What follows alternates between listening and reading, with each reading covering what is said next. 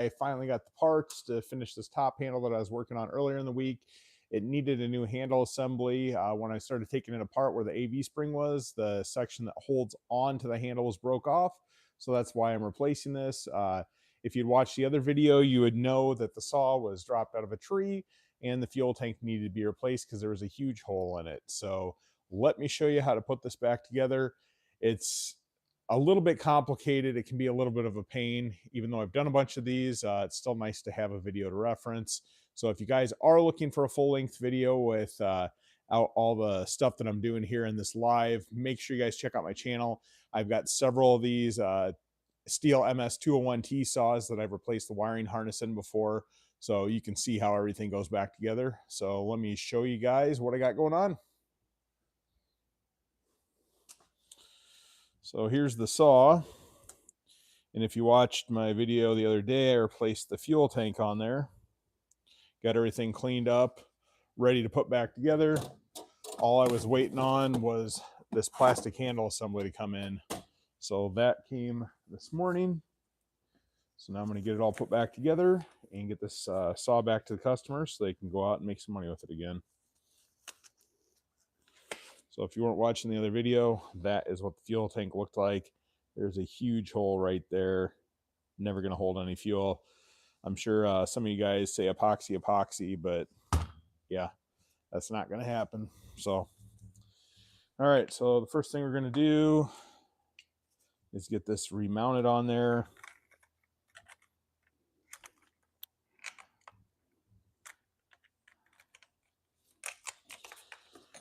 So there's quite a few parts in this whole setup here.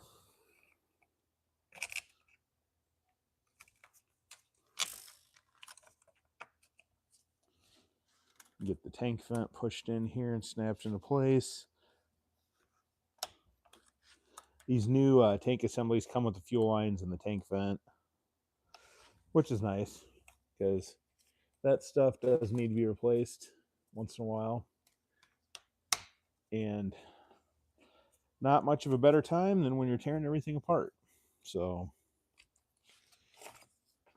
I'm going to grab that manifold here, pull it through.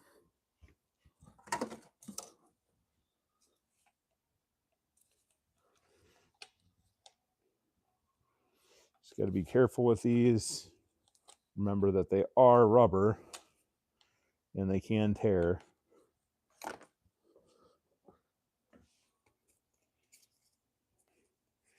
And we got our impulse line. I need to pull that through as well.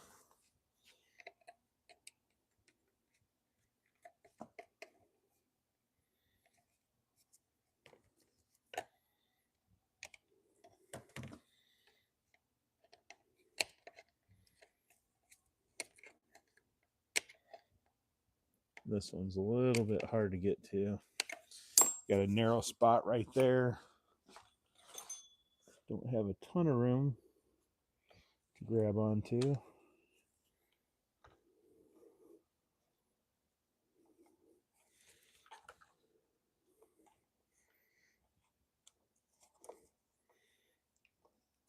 But I did get a lot of the parts switched over and fixed already.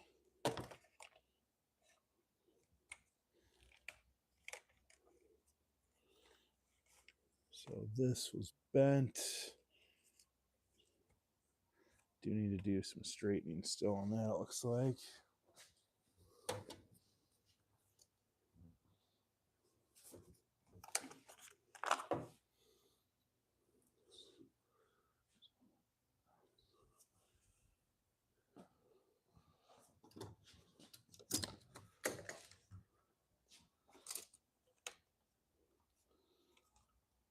So that should be fine there. We'll get this put back on there as well.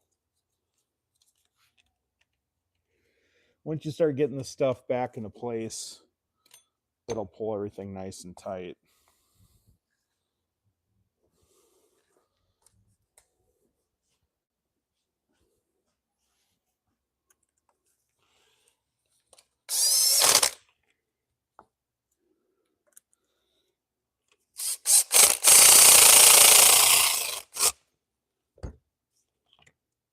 Got that. Actually, I'm going to mount that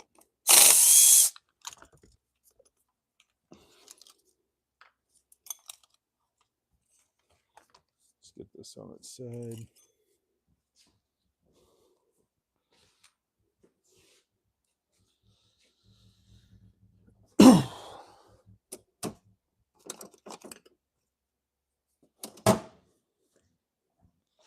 Got my rounded end tool. This is what I use to push and pull wires around, so that way I'm not damaging anything.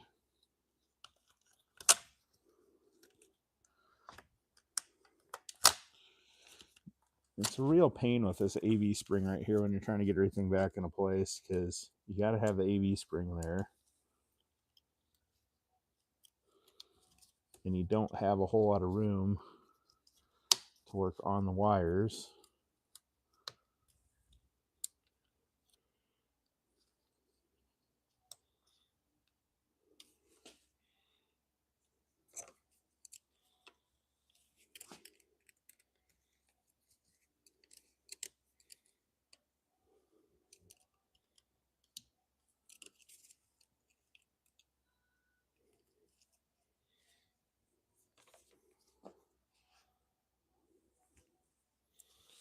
I'm going to put this one back into place.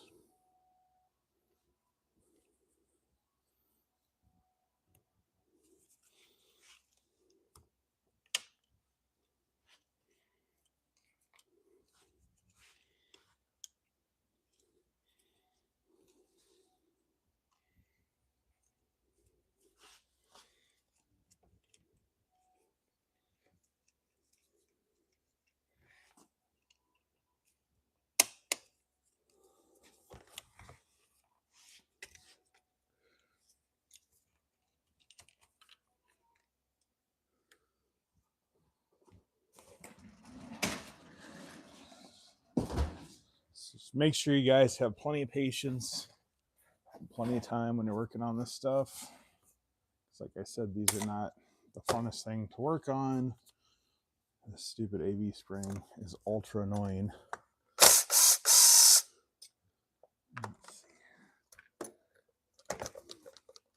I try to avoid having to take more stuff off than I want to,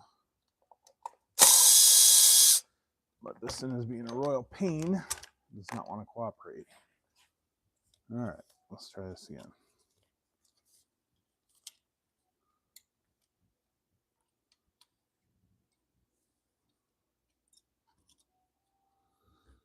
I've got to try to remember where we go with this.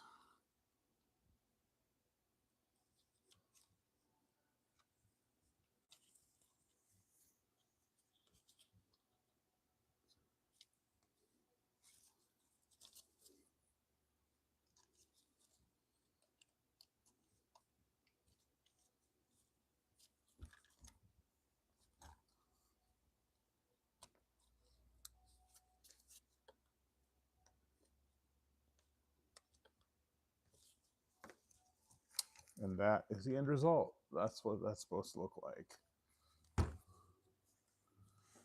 So we got those. Now we got to start feeding these wires.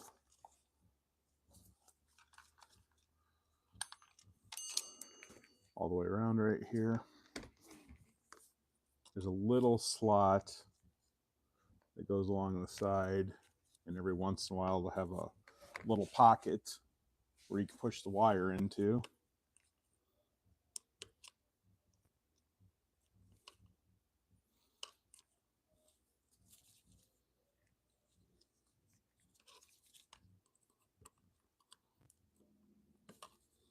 So just start with one wire, start going down the line.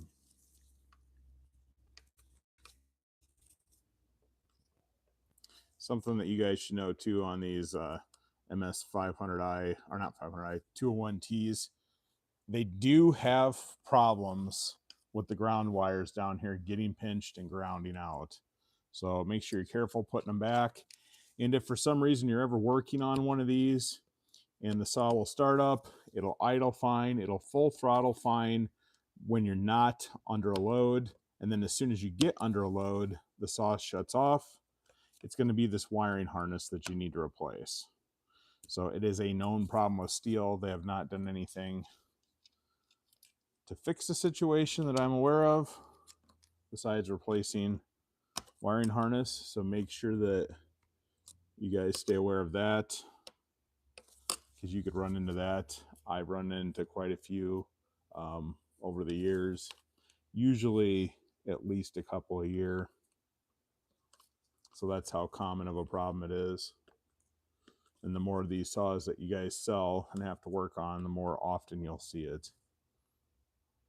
A lot of people think, oh, it's a carburetor, oh, it's a piston issue, oh, it's a crankcase leak, or whatever people that don't know what they're looking for will instantly jump into. But it is none of those things. It's just as simple as the ground wire getting pinched.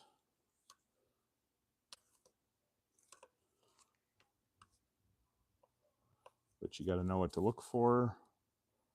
Otherwise, you're not going to know.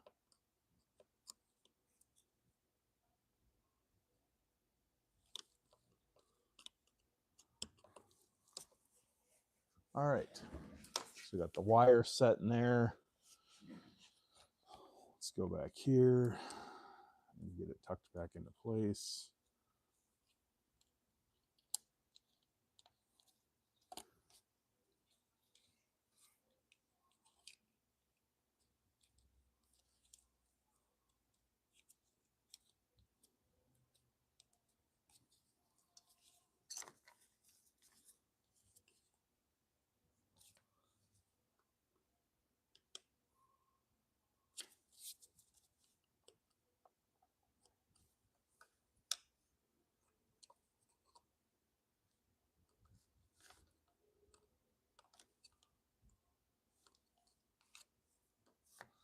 All right, so we got all that put back together. Now let's go back to this. Let's get this buttoned up.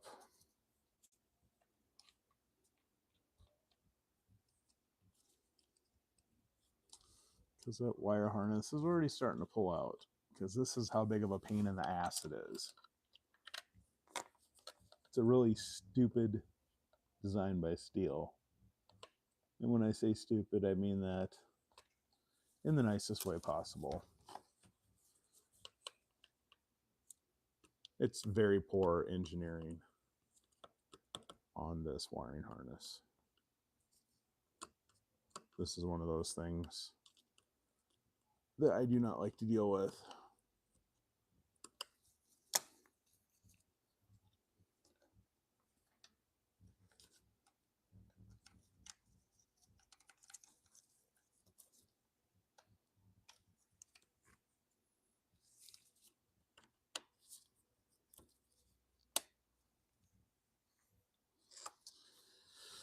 All right.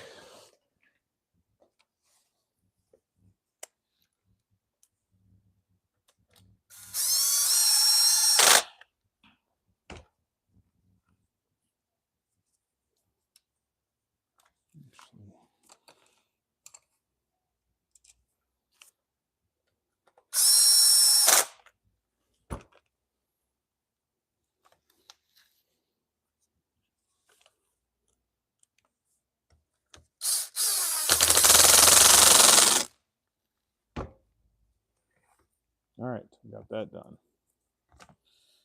Now for some more of the fun part here. I'm going to blow this stuff off really quick.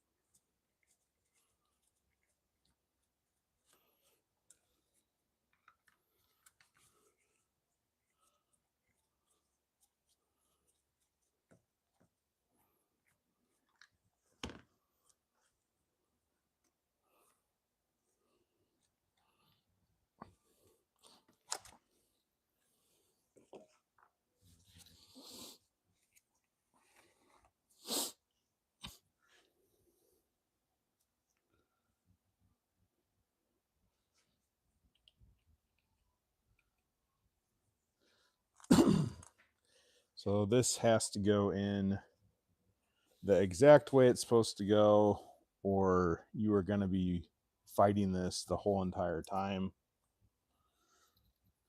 And it only goes together one way.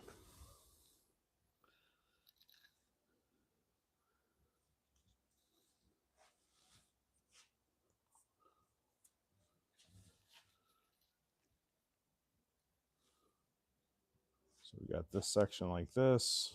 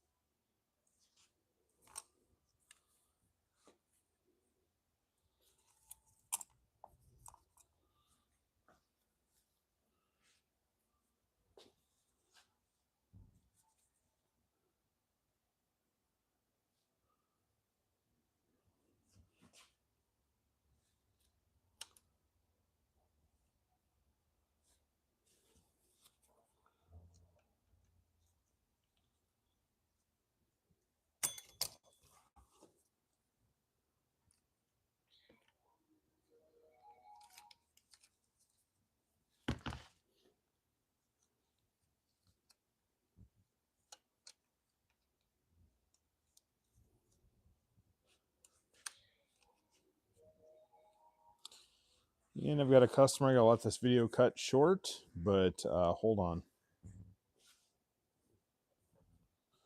What's up?